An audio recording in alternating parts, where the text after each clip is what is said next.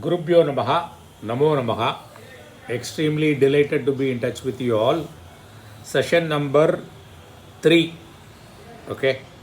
So last session we concluded saying that Panini has made this Ashtadhyayi, that 8 chapters book on grammar, which has got around 4,000 sutras. And we were also seeing the definition of sutra. What is the definition? Lakshanam of Sutra. What are they? Alpa Aksharam. It should be with as minimum as letters possible. See, Alpa Aksharam. When I was studying in the college, we are asked to do the precise writing, right? The precise writing. That essay will be there, the full page. Then you are supposed to take the essence and make it short. Make it 1/3, right? So it used to be in English, right? And English is a foreign language for me. So what I used to do, instead of just narrowing down, taking the essence of it, I was finding it very difficult to understand the essay and then do it. What I used to do is first write the first sentence, then skip the second and third sentence, and fourth sentence, then skip the fifth and sixth, like that. So make it 1/3 only. The Alpaksharam is not like this. It is meaningful. The second one is asandiktam. Asandiktam means free from ambiguity. It should be very clear. In communication, the clarity is very, very important. There should not be any possibility for any ambiguity. That is the real core of communication. In 1990, in Stanford University, a psychology student, Elizabeth Newton, she conducted a very interesting study. This is a very important lesson in communication, that study is. What she did, she had taken a group and divided the group into 2. And one group he named as tappers. The other group she named as listeners. The tapper, they are supposed to tap a particular rhythm of a song without singing the song, and the listeners are supposed to find out what song it is based on the rhythm, and they should tell. So the tappers thought it's very easy. More or less all the times we will succeed. That's not a problem. So they conduct this study for 120 times. You know what is the success rate? Only 3 times, 2.5%. Why it has happened? The student, that is Elizabeth Newton, says that there is a psychological bias. Why? Because the tappers, they were knowing the song very well, and then when they were tapping, they could visualize the song, they should understand the melody of the song, they could hear the song very clearly within their mind. So they thought, since I can clearly understand, hear the song and understand the melody, the listeners also should do that. It's as simple as that. As simple as ABCD. But it doesn't happen that way. If it had happened then 120 times, 100 times, they would have guessed that rightly, right? But only 3 times. So what is the message? The message here is the psychological bias. Why it is happening? Because the teacher is in a particular level. A PhD student teaching a first standard, second standard student, he use high funda, then he may know everything. But the student won't understand. So the teacher has to come down to the level of the student.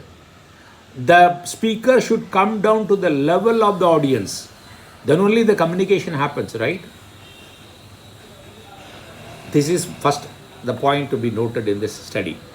The second is, if you don't clearly communicate, there is a possibility of confusing the people, and once you confuse them, you lose them forever.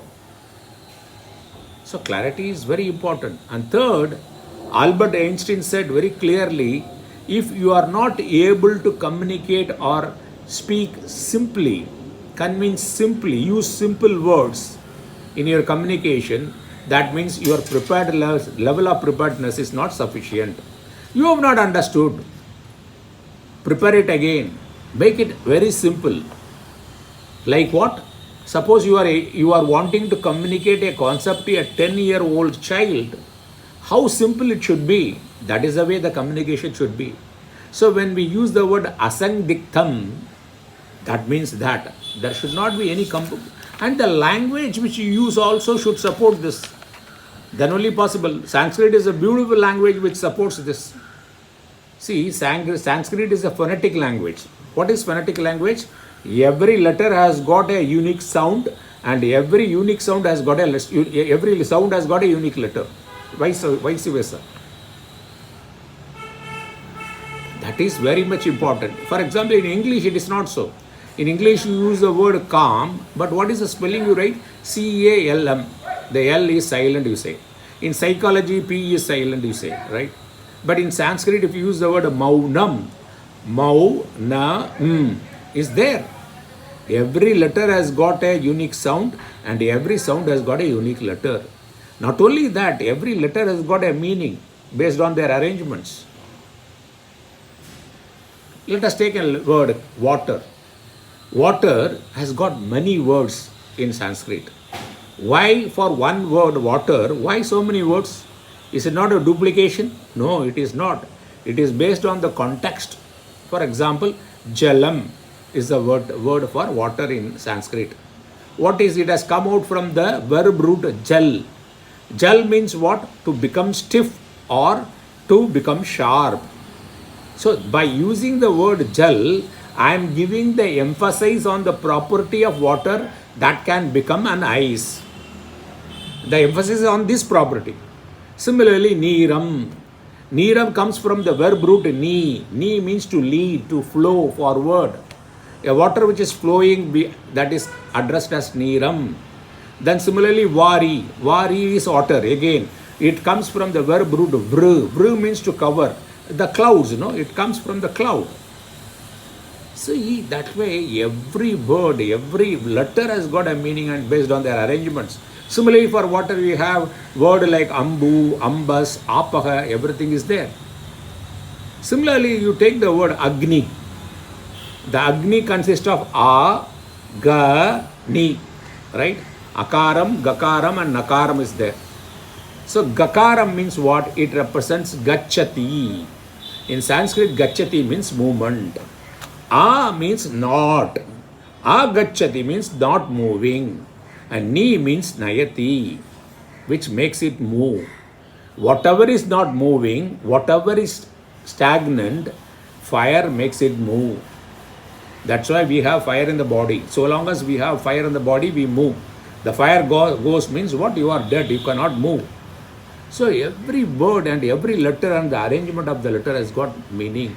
Similarly, the word analaha also represents fire. The same thing you can't apply for English. F-I-R-E. F means something. No, it's not there. Analaha means also fire. Alam means enough, paryaptam. Analaha means not at all enough. You give any amount, I want more. So you pour fuel on fire, into fire, it consumes it and it wants more. It grows big. So the word is analaha is also there. So it means, see, all this word, it's a beauty of the Sanskrit language and the construction of the words, right? The basic objective of this session is to tell you the beauty of this language so that the interest in you to learn or to know more about this language is awakened. And if you want, you will pursue it further. You will take appropriate course and enjoy it. It's not from the examination point of view, I have to pass, I have to get distinction. No. The idea is knowing the benefit of this language. See, there is a Sanskrit effect. There is a research done. The people who have been chanting Sanskrit slokas for years together, their brain have become big. Means the function of the brain is directly proportional to the size of the brain. That is proved. It's all today, it's all Google. You can Google and find out Sanskrit effect. So, the definition of sutra we were going through, but I thought I want to give all this information to you so that you know that what beautiful language in this country we have. How much blessed we are to have born in this country. Bharata Bhumi, Punya Bhumi, right? So, Alpaksharam, Asangdiktam, Saravat, it has to have essence. Vishwato Mukam, comprehensive. It should be applicable universally. Asthobam, free from unnecessary words, frills.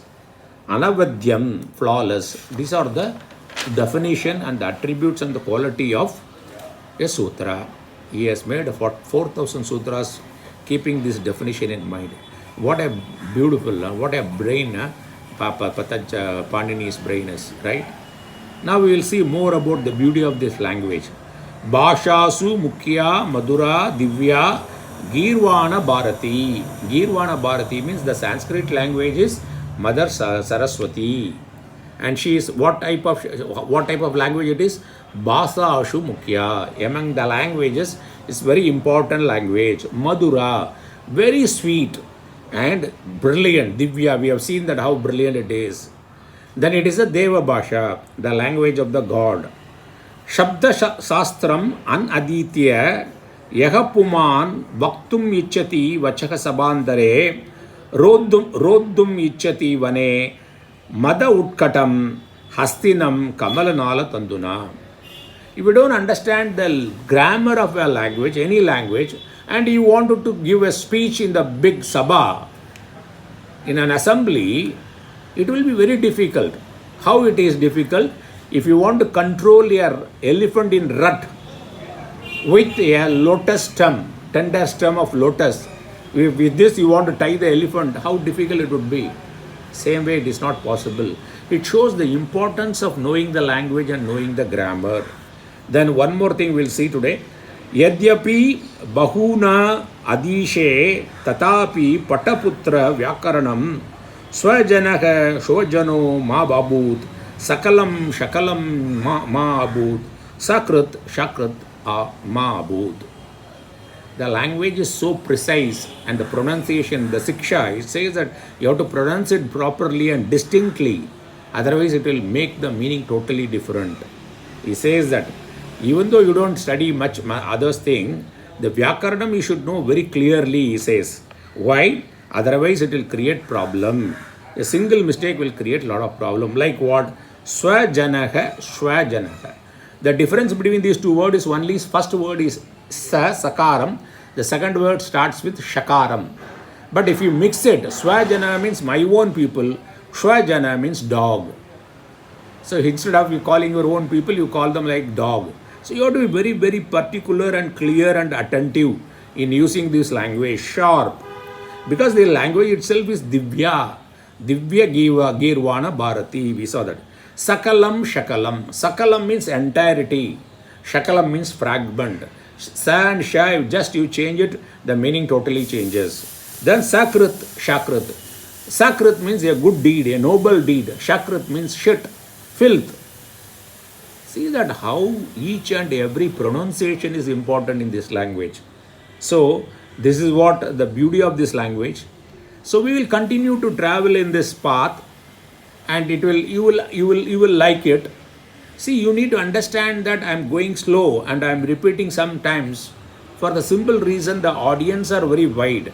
So I need to keep that in mind and communicate in such a way that everybody participating understands very clearly. Even at the cost of repetition, I do it. So I hope you understand and you bear with me and cooperate with me. Thank you very much for this opportunity.